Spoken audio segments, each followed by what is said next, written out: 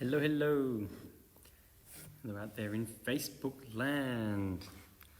It is Sylph, Dominic, Hawkins here, coming to you live Wednesday night, 15th of April, I think, 2020.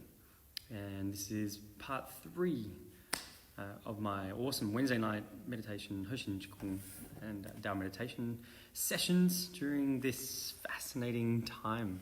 So, g'day Reeve, who's jumped on, and a few others. Just going to give everyone a couple of minutes, maybe about 4 or 5 minutes, to log on and join us for the live meditation video, and then we'll get started. I hope that you guys are well. Remember, you can chat to me. Hey, Stace. You can chat in the live video. Put up comments. I get them. They pop on my screen. They make me laugh. They stop me in my mid train of thought, especially the jokes of the week. And once everyone has arrived, or given everyone a couple of minutes to arrive, then we'll get started with some of our activities. But I hope that you guys are well, and that whatever you're up to in your isolations, in your home lockdown, is good and is strengthening and generative. Yeah, try to carve paths that are going to help you long term. Don't just end up with ice cream and video games. Hello, Stace. Hope you're well. I can't type back. I should put that, but I can chit chat and say hi. I'm back at the dojo tonight, and we've had the last couple of sessions, the Wednesday night and Friday night sessions, in my awesome studio at home. But I'm finally back at the dojo, and Stephen Leaford moved the kamidana for me, which back into this new location, which is great. Yeah, Stace, I know, missing the dojo. Me too. Although ironically, I'm here. Been having fun just throwing shuriken. And what else I've been doing? Yeah, just a lot of personal training, lots of walking, lots of natural walking, little movement exercises. But I certainly haven't been, triple cartwheeling over the kitchen bench or anything. Yet. Maybe next week. All right, give everyone about 60 more seconds to arrive. If you are watching this video in the future, as in, wait for it, you're on the YouTube video page, or you're watching this downstream, hey Rory, on the Facebook page, and you're looking at this down the track, then what I encourage you to do is go back and watch the first 2 sessions of the meditation, Wednesday night meditation and Energywork Qigong videos. They'll make a lot more sense. I've said in the videos, first week and second week, that I will be I'm building on the work and on the context of the previous video. So I usually spend maybe the first 15 to 20 minutes, once we let everyone join, I spend that chunk of time really very quickly hashing over some of the activities that we just did last week and the week before, and then with the goal being to spend the majority of the time, of the hour, with the new portion of work. So if you haven't gone back and watched those videos, at the end of this, go back and have a look for session number 1 and session number 2. Don't ask me why I called them sessions instead of videos, just was feeling funky at the time. So this is session number 3, I think, if I've counted that up correctly. We have opened up the Running Sweat Dojo YouTube video page again, and I have been uploading these, but I don't think I've yet sent out all the links to them. So for those of you who are watching this live, keep your eye on the Dojo Facebook page, the Adult Student Study Group, over the next couple of days. I'll put up the URL links to these on there as well. I know there's a couple of students who expressed interest in the videos and in taking part, but they don't use Facebook.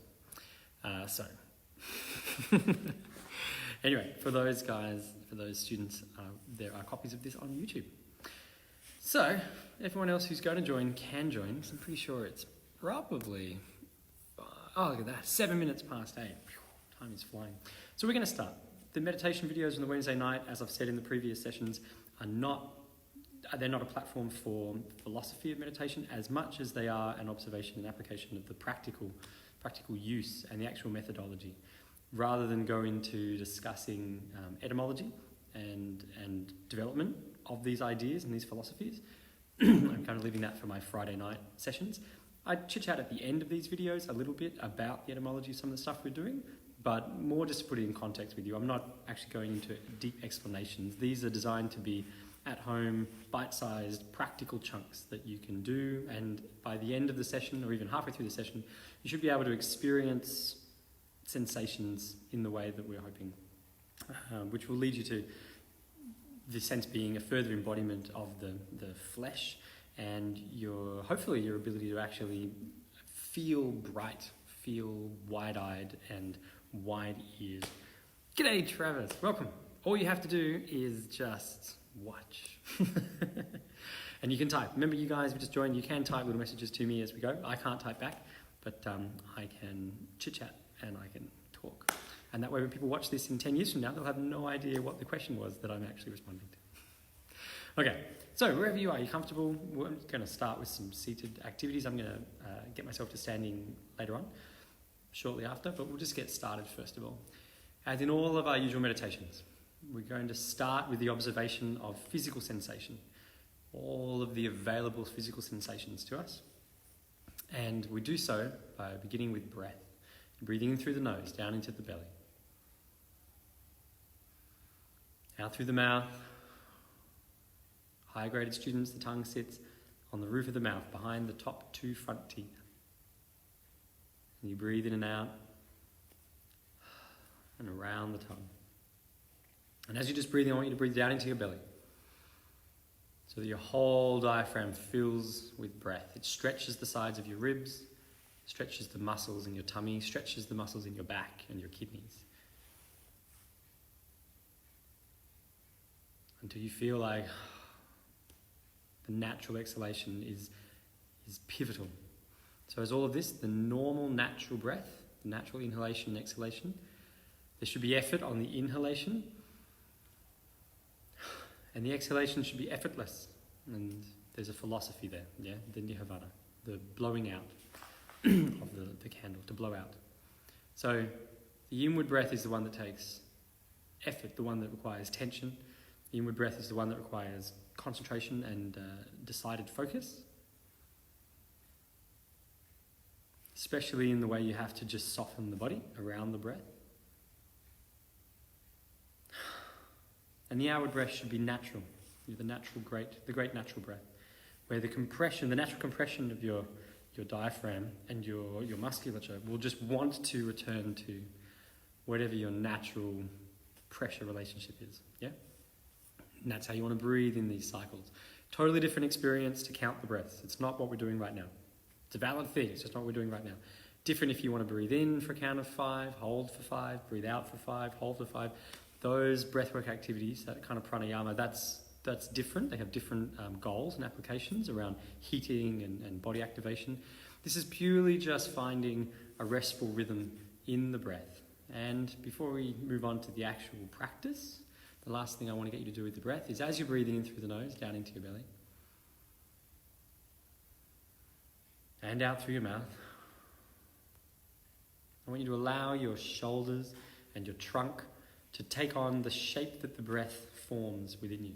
So if you're breathing, and you're breathing down into that was very close there, wasn't it? If you're breathing down into the belly, and you find that it wants to change the shape of your structure, maybe it wants to alter the flatness of your chin or your neck, and how that sits on your spine, or the relationship with your shoulders and your back, just allow it to. So kind of breathe in and let it shape you.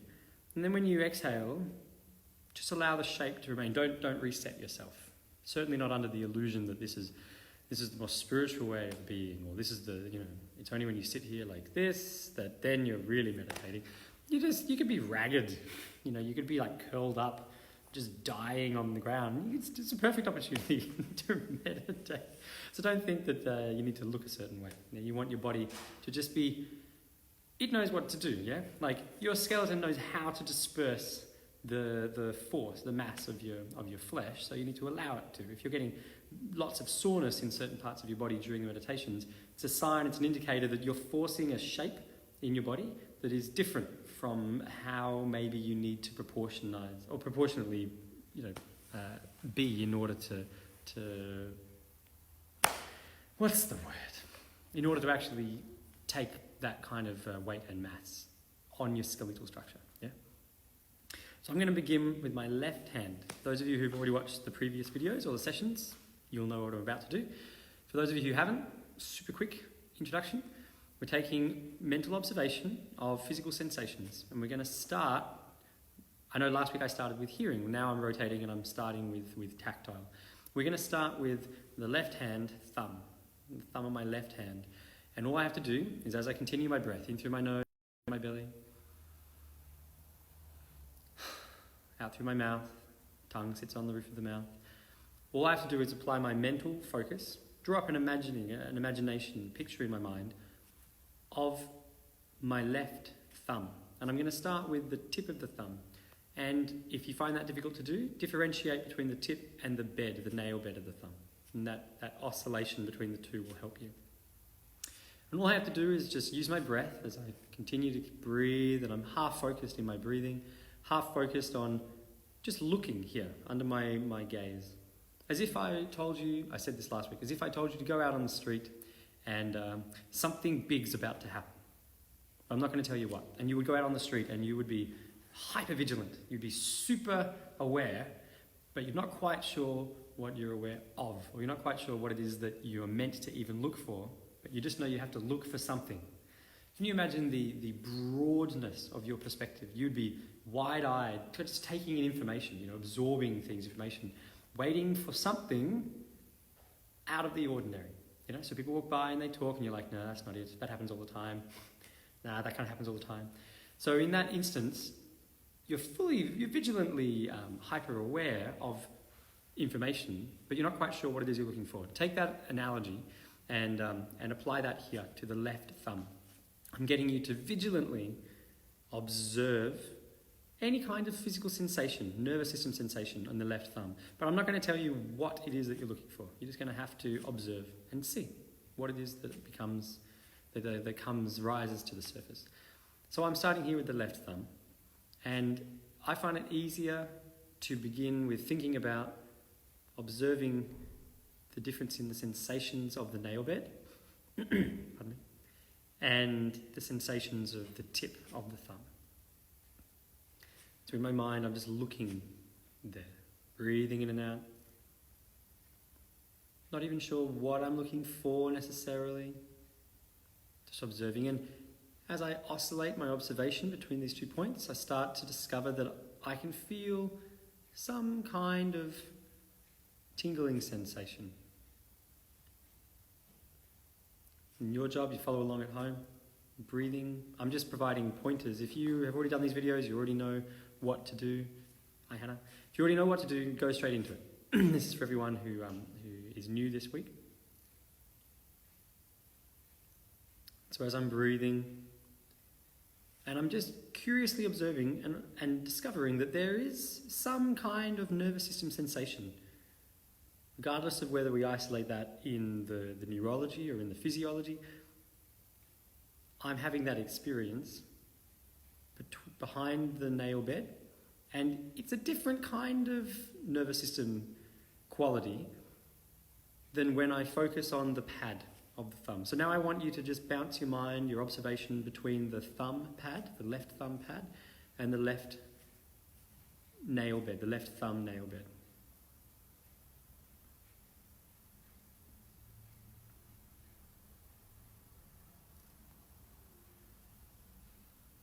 As you breathe in and out.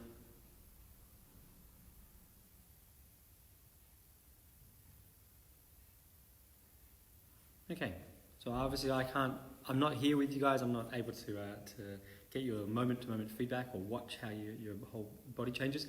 So we're just going to have to run off my level of this. And I'll move ahead more slowly than I would normally in my own practice. So I might find the observations for myself, and then I'll wait and I'll double or triple that length of time before I move us on. Just for those of you at home, some of you will be right ahead of where I'm at. Some of you might be struggling to catch up. That's okay. More practice. So now that I'm able to oscillate my mind between the sensational quality of the thumb pad and the sensational quality of the thumb nail, I'm going to move to a different section of the thumb. I'm going to move down towards the middle joint of the thumb. And I'm breathing in through my nose, down to my belly. Just observing, breathing in and breathing out through my mouth. All right, and I find a kind of trembling, tingling, but the quality of that sensation feels denser, grittier in relationship to the pad and the nail bed. Now I move to the fingertip, to the actual tip of the thumb.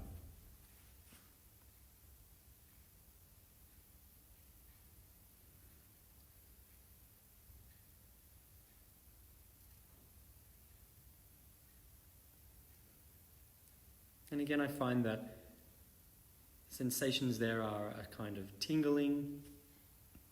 There's almost a sensation of warmth from the skin layer. In terms of the cool, what I mean by that is I can sense the coolness of the air around the skin. It gives me a sense of sensation of the warmth of my skin. If the skin and the air were the same temperature, I wouldn't be able to feel a difference between them.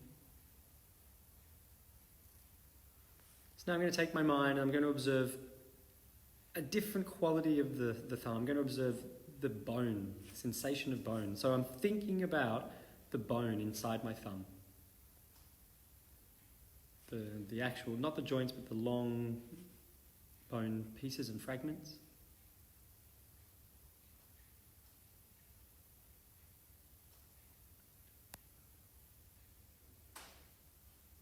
And I find that my pulse becomes very clear in my thinking, my observation. A sense of density. And now if I just soften my mind back and I just think about my thumb in general, I realize that there's a kind of shaky, warm, trembling, vibrational, nervous system sensation that envelops the thumb. And if I hone in on specific areas, they have different qualities, but the thumb as a whole piece has this kind of shaky, trembly, isolated sensation. So as I breathe in and out, I'm going to move on now to the left pointer finger. I'm going to do the exact same activity. And this is just an observation of available sensation. It's not a philosophy on what those sensations are.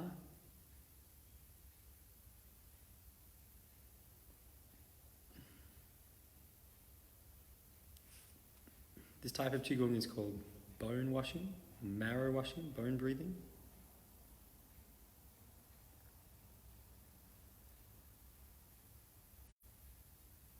And so what I've just done is I've used the tip of the pointer finger and the pad of the finger and the nail bed, and I'm kind of oscillating between those 3 points just in my observation and noting that they have a different sensational quality to them, each of them.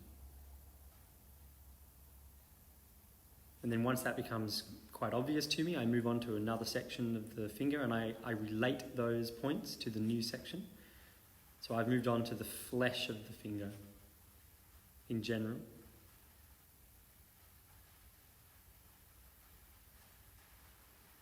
And now the bone.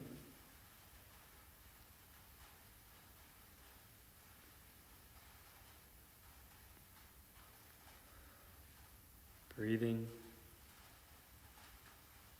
And now the joints.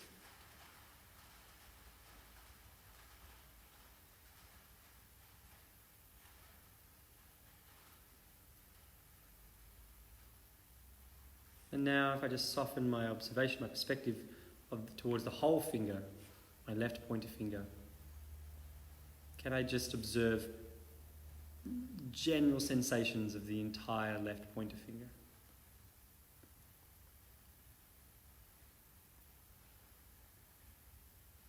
And can I differentiate those from the sensations of the left thumb?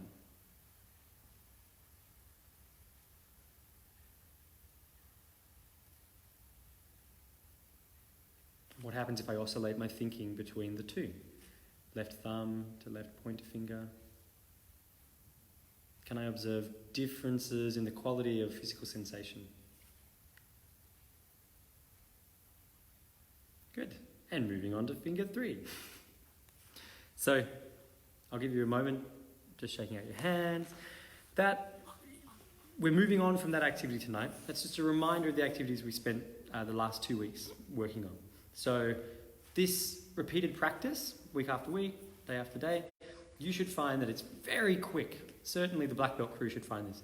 It's very quick and very easy to take a moment, imagine and think about an area of the body and find physical sensation there very, very rapidly. Yeah, you should be able to hone in on sensation observation in very specific areas of the body, all the way from the sides of sides of my right pinky finger where it meets the skin.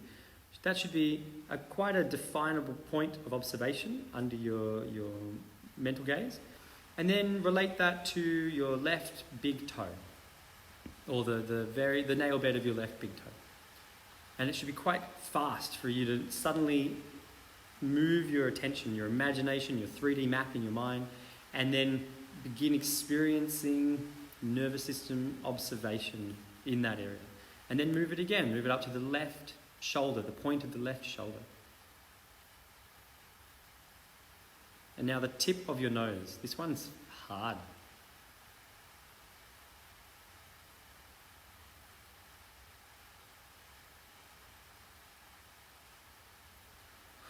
And now from the tip of your nose to the earlobe, your right earlobe, the bottom of your right earlobe.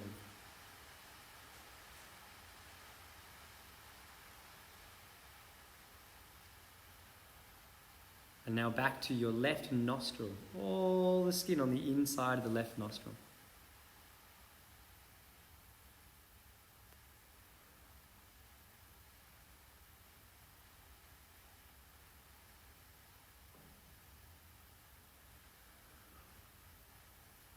And then just relax. So if this is new to you and you've never really even thought in this way, you should have an extremely low expectation of your abilities. Like you should have a ridiculously low expectation, to such a point where you really would be doing well. If this is the first time you've ever done this, you'd be doing well if you could observe a sensation of numbness. And if you could actually coin that and decide that there's an edge to the numb sensation, you'd be doing extremely well. If you're more practiced at this, you should find that there is a phenomenal amount of information, sensory information going on. One of the key components of vipassana, to watch, the posture to observe, Mahayana meditation, is for about maybe 3 or 4 days, 10-hour meditations per day. Your entire meditation is only on the inner skin, the just inner ring of the nostrils. And that's all you think about. 10 hours, go to sleep, wake up. 10 hours, go to sleep, wake up. And on the first day, there's nothing there. You'd swear blind. But you're going along with it anyway because, you don't want to be a fool. And you pay for this thing. And then by the second day, whether you're convincing yourself of it or not, you discover that there's a lot of information going on. There's really refined sensation differentiating between, say, nose hairs and the skin of the nose, and even down to the motion of the air in the breath and you breathe in and out. They get you to breathe in and out through the nose so that you can highlight that area. And it starts as a dull observation and it refines. And really, we get back to the fundamental purpose of meditation is to refine and deconstruct under the mental gaze. So things, when we observe them, come into clarity. That's purely how that works. If I take my vision and I look at something, the details come to me.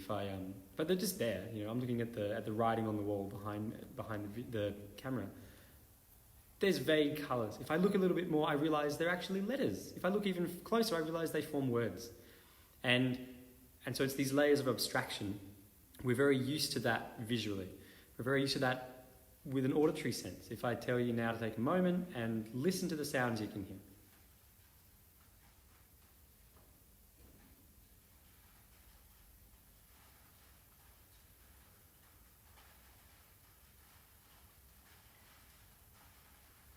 don't know about you, but the entire dojo just came alive with noises that I swear weren't there before. I'd say there was absolutely not the tinkling of rain and a possum and some kind of like the sound of a car far away. Those things, I'd swear blind they didn't exist there until I took a moment to draw that into my attention, apply my mental focus.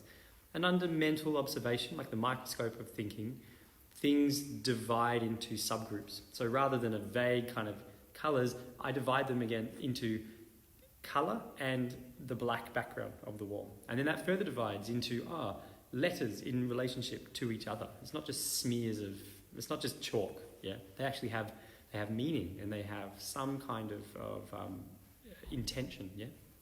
So we're very used to doing these kinds of activities, or realising that when we look at things, when we focus and concentrate on a sensation, information contrasts to us, yeah, and therefore we can compare and understand better. This exact same thing happens on a tactile sense, but it's the least of the practiced sensations of this. So these forms of meditation, bone breathing, marrow washing, on a purely practical level, they are heightening and practicing the tactile version of that activity.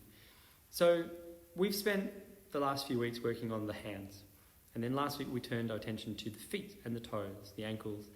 And I don't know how you went, but maybe you were able to experience the kind of flame of the hand that it's called, the general vibration of the hand under the mind's gaze.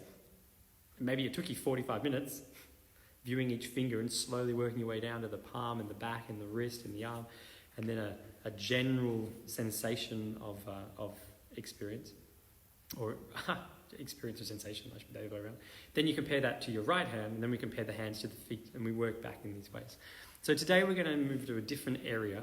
We're staying on the outside of the body for now. It's a very advanced thing to move to the inside of the body, so that's going to be way later on. We have to have a hell of a lot of skills, a lot of practice in this first. We're going to move to slightly obscure areas of sensation that we're not so used to. So it's easy if you're someone like an artist, if you type a lot, if you draw, if you play music, if you're like, I don't know, you're a baker, if you're doing something with your hands, then you'll find that you already have quite a well-worn path in your mind of very fine motor skills and tactile sensation observation, yeah, with the fingers, possibly the palms, especially in relationship to the back of the hand. This might be more sensitive, this might feel numb to a degree. The feet are the same. The top of the feet might be less sensitive than the bottom of the feet. We're always walking around, observing the ground, feeling, ups and downs, sensations. So the hands and the feet are the easiest place to start. If you want to take this further, you start moving to observe areas that are very difficult to penetrate with your mind. So we're going to start with one of them, which is going to be the solar plexus, so the very front section, not the solar plexus of the endocrine system, but that area, the front section of the body, where the sacrum starts to part. You can see my fingers at the bottom of the video, where the sacrum starts to part, and we're looking at the skin layer, just like how I was observing sensation in the skin layer. Observing sensation in the skin layer at that section, where the ribs part away from each other. I'm breathing in and out, in through my nose, down into my belly, out through my mouth. And I'm just taking my mind there. I'm creating in my mind a mental 3D image, a picture of what it is that I'm looking at. I'm kind of having to map in my mind the detail of where I even think that point is. When you close your eyes, if you're not used to connecting with sensations at that part of your body, sometimes it's even hard to locate in a reference frame where that part of your body actually is. Whereas I'm sure all of you can feel your left fingertips, probably your right fingertips, and you can locate them in relationship to your body. Now take your mind to the front of the solar plexus.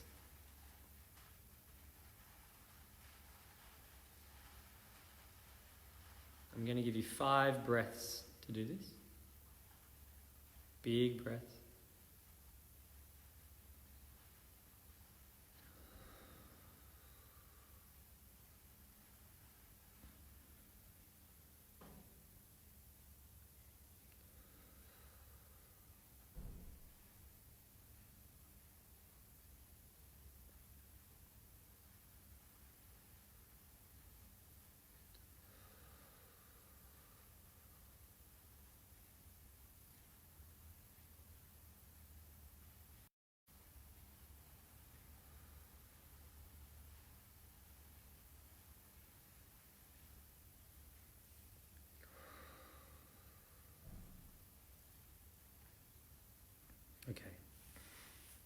obviously not knowing how you went at home.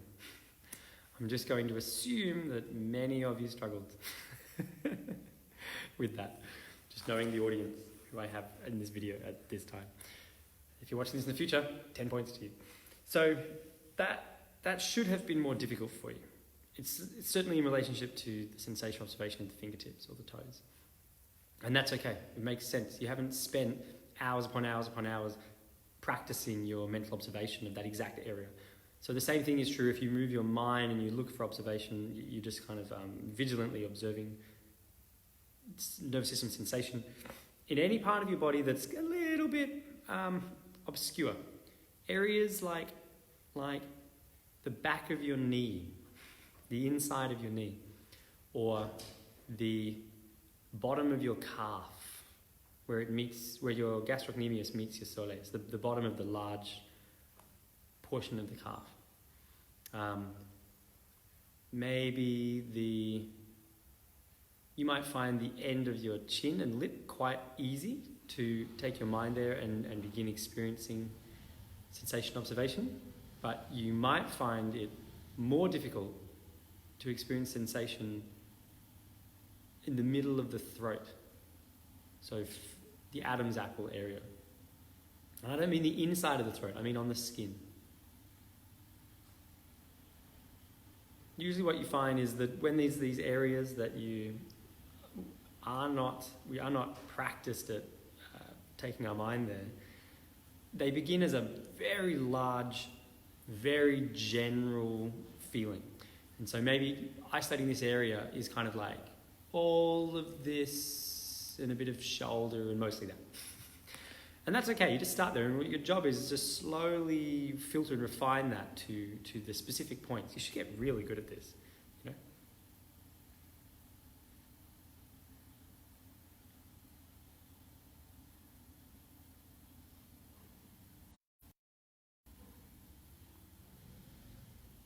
So just have a little think in your mind now, and this is a bit of a fun exercise, just scanning your body and your mental observation.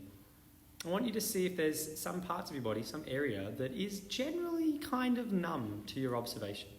Stay on the outside of the body. Don't plow inside your physical organs at this stage. And also keep it physical. Don't take your mind into the experiences of emotional sensations. We're not talking about the sense of epic loneliness. You can do that later. This is just on a physical level. As you just wander up and down your body with your mind, your imagination, are there parts of your body that it's difficult to clarify in your imagination, and then it's difficult to experience nervous system sensations from? And you might find some random little pockets, usually injuries. If you have past injuries, especially epic injuries, like subluxations, dislocations, impalings, massive, like third-degree burns, things like that. Those injury points are usually very difficult, yeah? And if you consider the damage to the nervous system there anyway, it adds a layer of why. But it's still possible, even with those areas, to penetrate your thinking ability. And you will find some sensation. There are layers and layers and layers of tissue. And there are opportunities for regrowing nerve tissue. And I'm not necessarily saying this is one of them. I'm just saying that it is possible to heighten your experience of nervous sensation, even in areas of the body that you thought were kind of, you've given up on. Old injuries that you've just, it's always numb when you go there, so you don't even bother.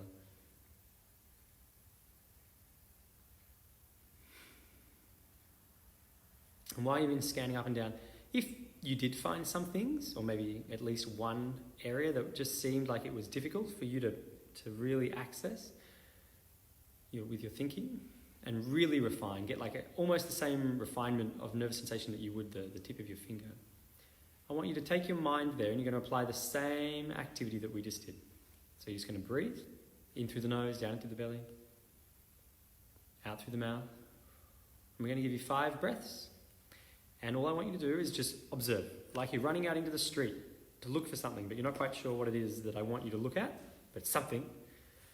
You're just taking your observation to this area of your body, and you're just looking vigilantly, but you don't even know what it is you're looking for, but you're just ready.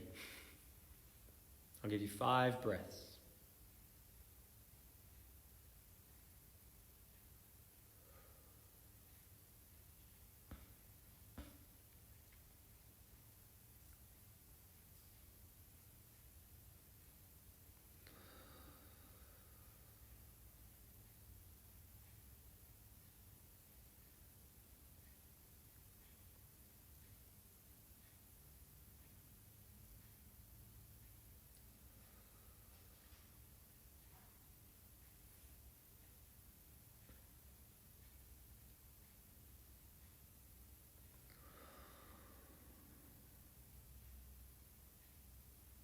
One more for good luck.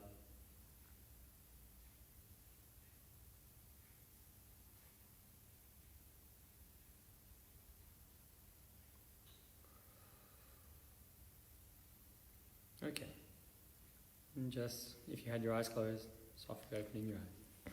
So, hopefully, again, I don't know how you went, hopefully you were able to increase your experience of some kind of nervous system sensation, even if it was infinitesimal, even if all you did was go from an inability, a complete inability to even locate mentally that part of your body, to a location that was broad and kind of had a sense of numbness. If you got to that point, you're doing well. If you got beyond that point, you're doing very well. And your job is purely just to continue. So we still got 15, 16 minutes of the video left. We're going to do a standing exercise next.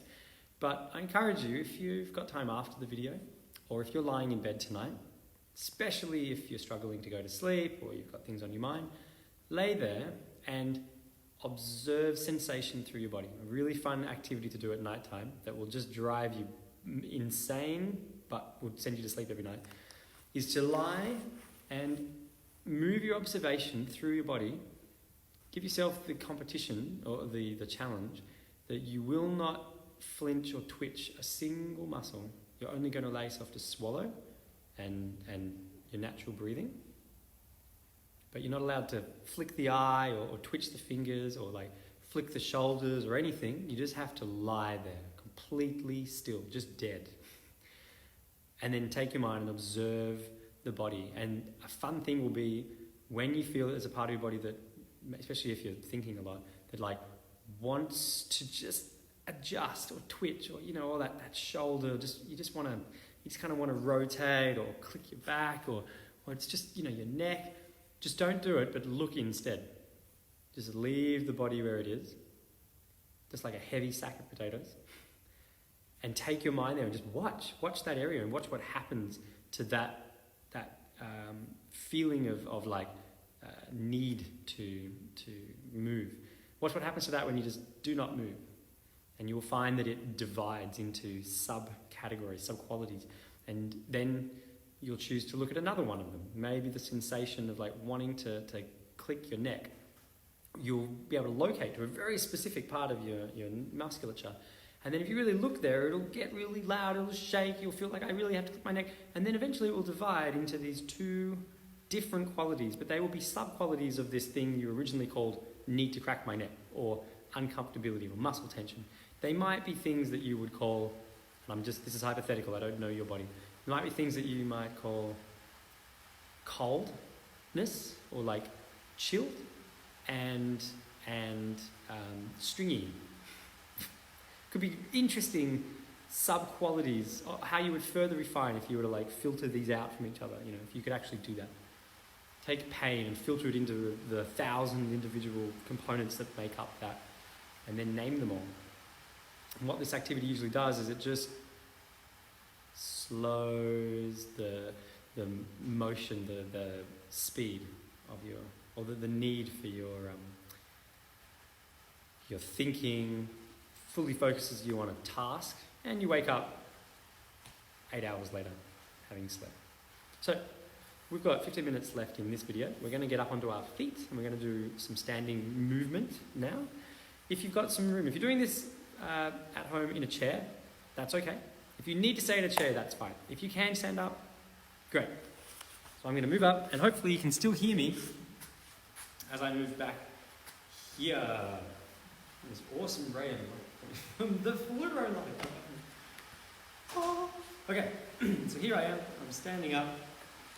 Got my feet just wider than shoulder width apart, and my legs, my legs are soft, not locked, but just soft and straight.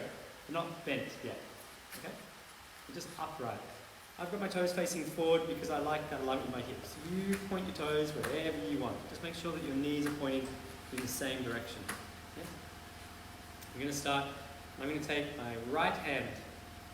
I'm going to sweep my hand up high and down. Sweep my hand up high and down. I'll move back so you can see. Sweeping my hand right up high. Now I'm going to add my breath into the rhythm. Breathing in. Breathing out. Breathing in. Breathing out. And in. And out. And now with the palm down, in. And out. Palm flexed.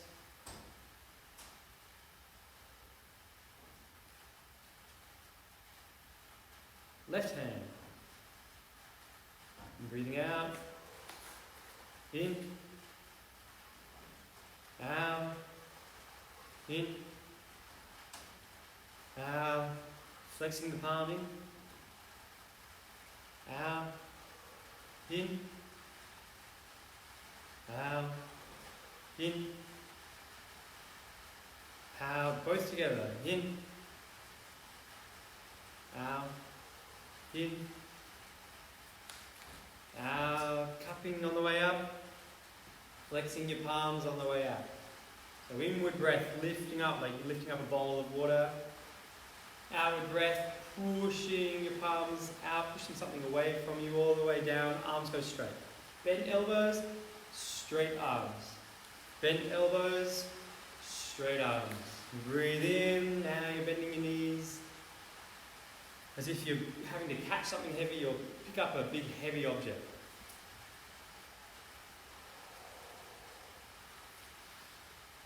And the arms go out straight and reach up, stretch out. And your arms should be side parallel. Yeah, they should be tracking down the trunk of the body.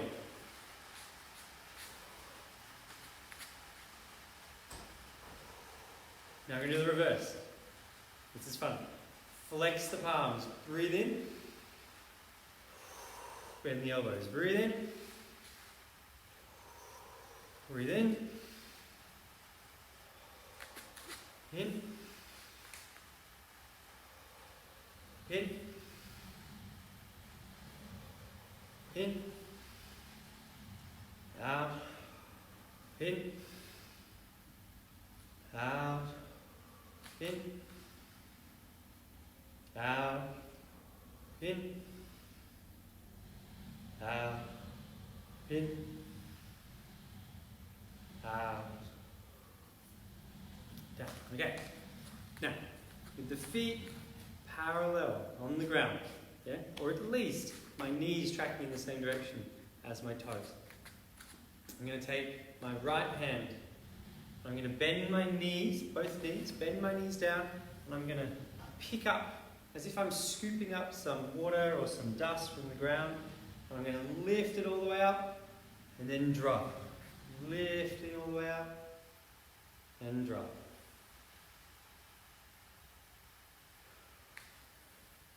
And I'll move back so you can really see the outreach of my hand.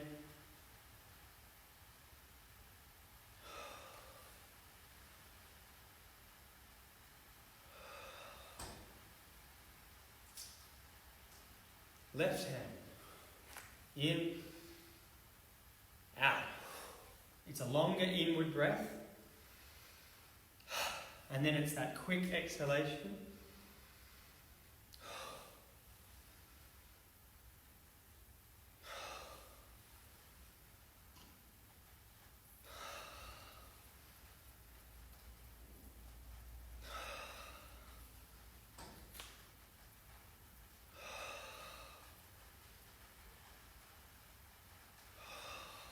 In. Out. In. Out. Both hands.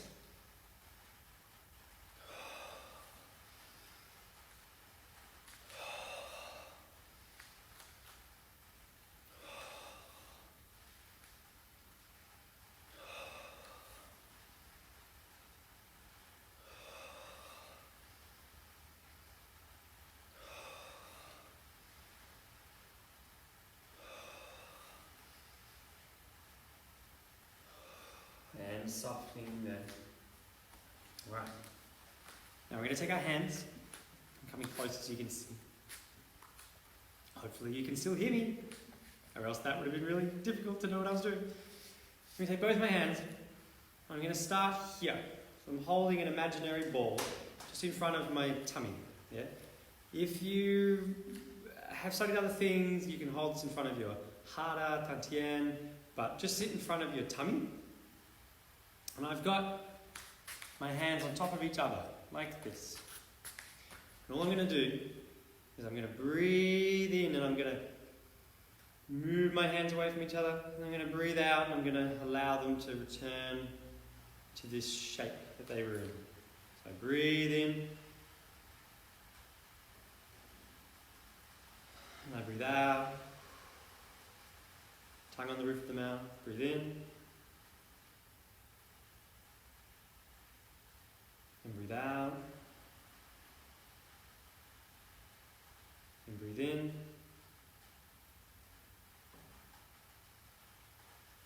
And out. And I rotate the hands and breathe in. And out. And in. And out. And in. And out. Now both up and in. And out. And this time I want them to almost touch. And in. Belly breath. And out. Now you can close your eyes. Almost touch. Your job is to, with your eyes closed, breathe out. Bring your fingers so close that you can feel them but they're not touching. And then breathe in again. Take them apart. Breathe out. In. Out. All the while, just observing your fingertips. In. Out. How close can you get them in your mind, in your mental imagination? Breathing in. And out. Spatial awareness application of your nervous system sensation. Breathing in.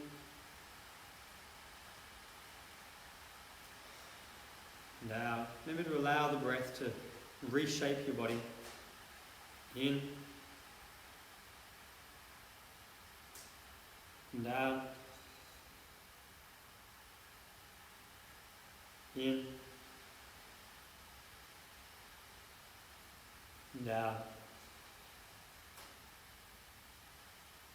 My legs are slightly bent here, so my thighs are loaded up. This quad tension just generates warmth all through the lower part of my legs and in my core. Breathing in, hands apart again. And out. And in. And out. Now I want you just to hold your hands in front of you, open your eyes and look at your hands. And just move your mental attention into each fingertip. And just note whether you can pretty quickly obtain an experience of nervous system sensation, some quality, maybe a tingling or a warmth or a throbbing or a pulsing or whatever it is, in each of the fingertips on both hands. You can look at them, makes it much easier.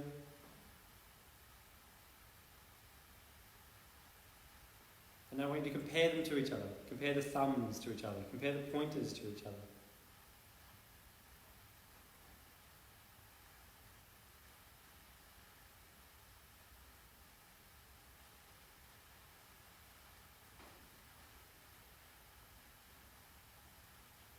Now take your attention to the palms. And just observe the palms.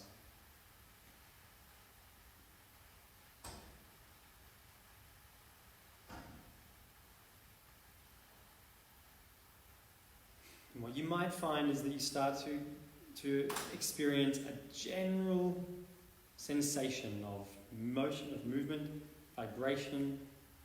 It's all electrical signals, yeah? The whole hand might become quite enveloped in a sense of sensation.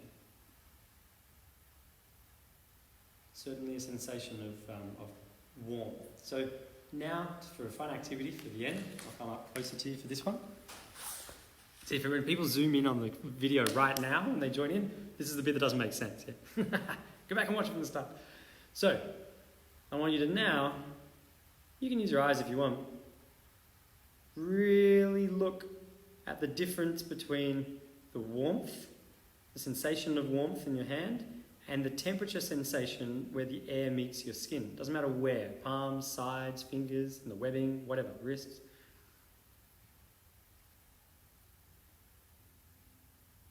If you want to get started, just blow a little bit on your hand and go, oh, right, yeah. And then don't do that all the time. Be like, look, I can feel it. Look, Mum. Just use that to get started so you work out what the hell it is that I'm asking you to sense, and then see if you can refine that more subtly to the temperature of the air. Now, if you're in a room, if your hand's pumping out, I don't know, exactly 35 degrees, and you're in a 35-degree room, chances are you're not going to feel, there's no difference of sensation between the air and of temperature between the air and your hand. I'm kind of hedging my bets that most of you aren't in a sauna currently doing this. And so the temperature of the air around you should be colder than your body temperature. Just as a standard. Or I think below 27 degrees, unless some of you have got the heating on full.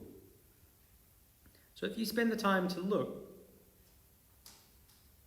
you will start to discover areas of your skin that you can find a sensational relationship, 10 points for using that word in that context, between your skin, the temperature of your skin and the temperature of the air.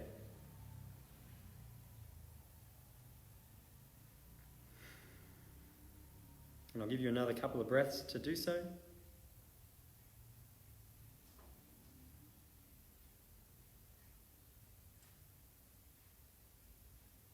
It might be little drafts in the room that just catch your sensation.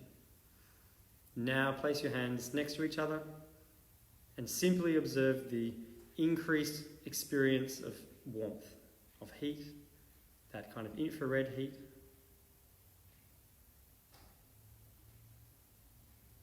Just observe it.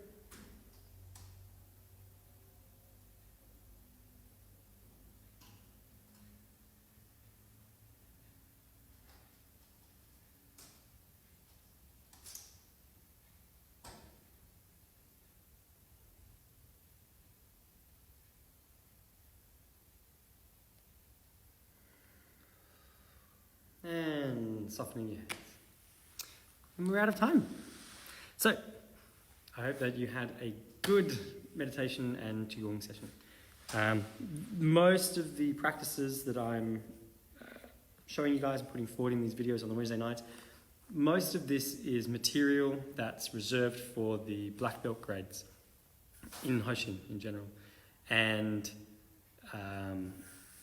just given the time and the situation of us all being at home, I thought it would be a great opportunity to take this kind of material and offer it up, not just for the black belts to continue their study in that kind of level, but also for all other students and anyone interested. It's all there eventually in Hoshinden. It's just not necessarily focused on. When you come in for your first class, I don't go into great depths about this with you. When you've been training for 10 years, then we get to have, for better or worse, you get to have long conversations with me. Lots of practice about these things, lots of really refining the experience sensation in specific areas of the body. And then I get more into the philosophy of that in a different context. So hopefully these videos have been fun. This was session 3. Remember to join me next Wednesday for session 4. I could do IV, but and Friday night I will see you for Hoshinden Philosophy and Theory class, 8 to 9 o'clock on Friday. This Friday, same bat channel, same bat place. I will hang around for a little bit after the video, so if you want to comment or you want to type up, if you had really specific experiences tonight, write them in the comments. I'm always love hearing feedback from you guys. And otherwise, have a fantastic evening. Lots of love to you all, and I will see you Friday or next week. Bye.